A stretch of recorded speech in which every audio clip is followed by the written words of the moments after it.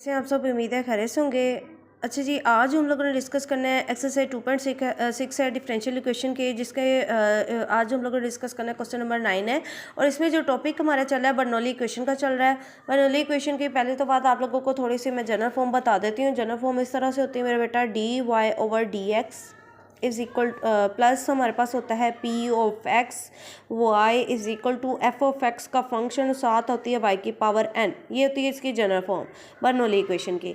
मज़ीद अगर हम लोगों ने क्या करना होता है, वाई की पावर ये जो एन होती है ना, इससे इस इक्वेशन को क्या करवाना होता है, डिवाइड करवाना होता है। जब इसको डिवाइड करवाते हैं तो बन जाता है वाई की power minus n d y over d x plus हमारे पास आ जाता है पी ऑफ एक्स वाई की पावर 1 माइनस एन और इज इक्वल टू हमारे पास सिर्फ एफ ऑफ एक्स बच जाता है। तो हमारी कोशिश ये होनी है कि हमारे पास जो भी डिफरेंशियल इक्वेशन गिवन है उसको हम लोगों ने इन दो इक्वेशन में क्या करना है, पहले तो रिड्यूस करना है ताकि फिर उनका क्या किया जाए, सोल्यूशन फाइंड किया जाए। हमारे पास डिफरेंशियल इक्वेशन इस तरह से x y 1 plus x y का square d y over d x is equal to 1 और साथ एक कंडीशन की है y of 1 is equal to 0। इसको जब हमारे पास टोटल सोल्यूशन निकल आएगा ना, उसके बाद हम लोगों ने क्या करना है, इस कंडीशन को यूज़ करना है। फिलहाल तो हम लोगों ने इस अपनी डिफरेंशियल इक्वेशन को क्या करना है, बर्नौली इक्वेशन के जनरल फॉर्म के अंदर रिड्यूस करने की कोशिश करनी है।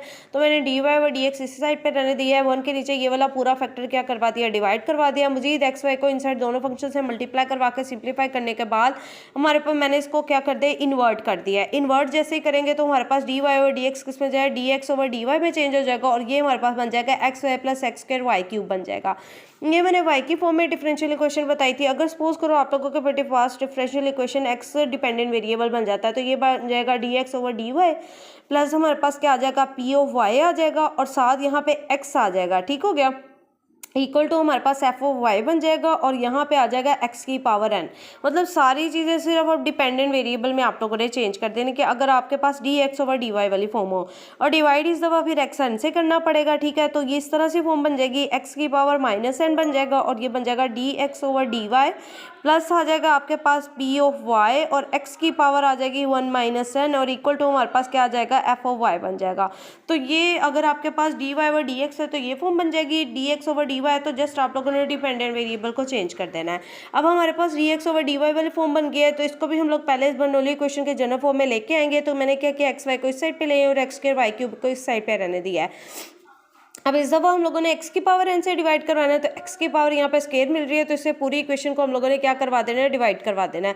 डिवाइड करवाएंगे तो बन जाएगा x की power -2 d x over d y minus y, यहाँ से x की देखिए x पहले पड़ा हुआ है, x की पावर 2 से डिवाइड करवाएंगे, x से कटेगा तो आपके पास 1 ओवर x रह जाएगा। मजीद इसको ऊपर लेके जाए तो x की पावर -1 बन जाएगा, तो इसलिए मैंने y x की पावर -1 लिखा हुआ है। इज इक्वल टू यहाँ से हमारे पास सिर्फ वाई क्यूब रह जाएगा बिकॉज एक्स स्क्वायर से डिवाइड करेंगे, एक्स स्क्वायर वाला फैक्टर कट जाएगा।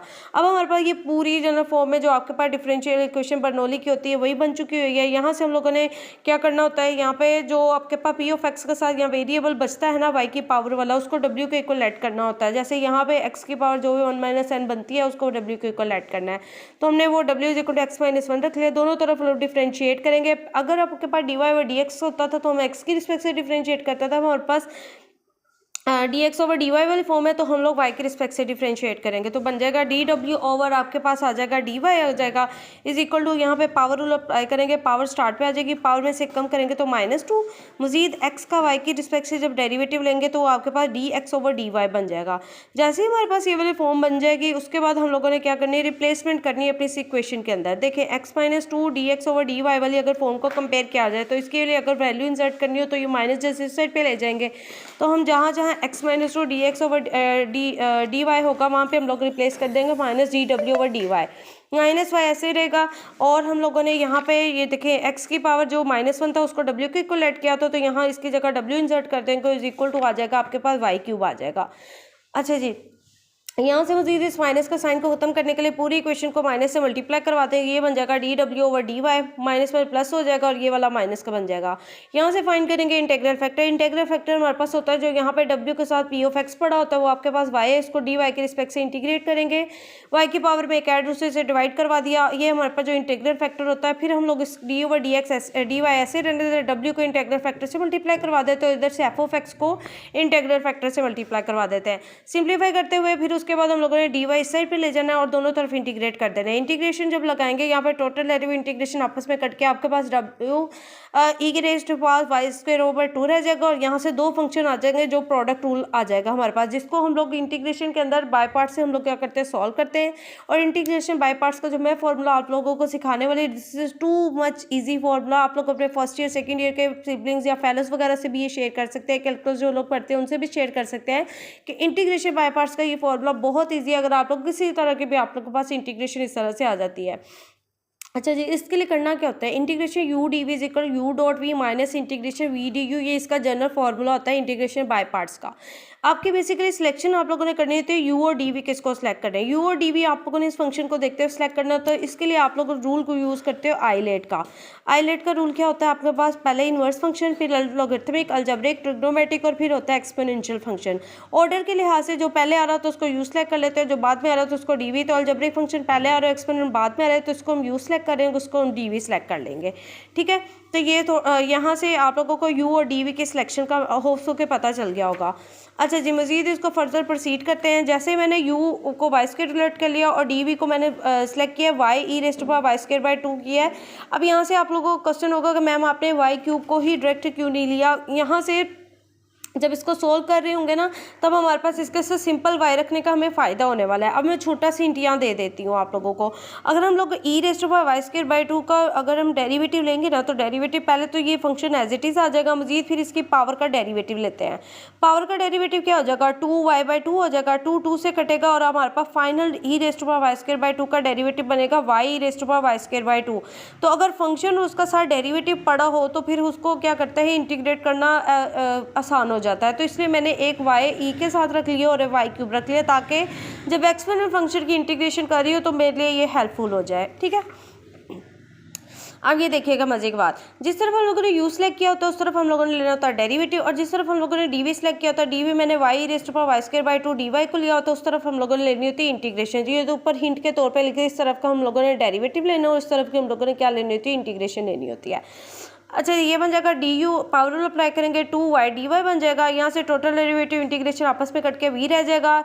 यहाँ से हम लोगों ने क्या करना है, e raise to power y square by 2 का जब हम लोगों ने डेरिवेटिव लेते हैं तो वो बनता है y raise to power y square by 2। तो इसका मतलब फंक्शन का डेरिवेटिव साथ ही पड़ा हुआ है, तो इसलिए एक्सपोनेंशियल फंक्शन की इंटीग्रेशन एज इट इज़ ये फंक्शन ही आ जाएगा।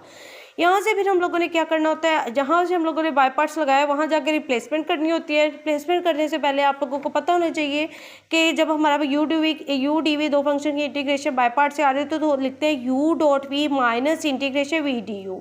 ठीक है, यू डॉट वी हमारे पास क्या है, यू का वैल्यू हमारे पास वाई स्क्वायर है, वी की value e raise to power y square by 2 है, माइनस इंटीग्रेशन वी की वैल्यू वो आपके पास e raise to power y square by 2 है, साथ हम लोगों ने डी यू की वैल्यू लिखनी होती है जो आपके पास आ रही है 2y dy आ रही है। ठीक है, सिंप्लीफाई थोड़ा सा कर लेते हैं, ये बन जाएगा minus y square e raise to power y square by 2, और यहाँ से ये वाला 2 मैं बाहर ले आऊँगी, माइनस माइनस प्लस में चेंज हो जाएगा, इनसाइड आ जाएगा e raise to power y square by 2 y d Y.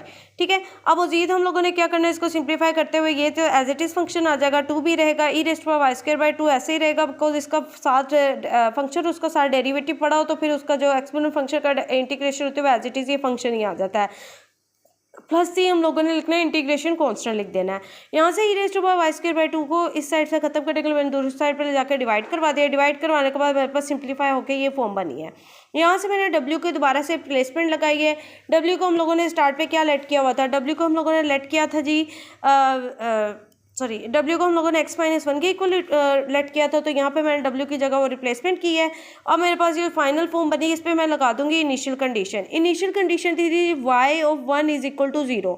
अब y की वैल्यू एरोस पे ख्याल करना है, y की जगह हम लोग इसी इक्वेशन के अंदर y की जगह 0 पुट करेंगे और x की जगह हम क्या पुट करेंगे, 1 पुट कर देंगे।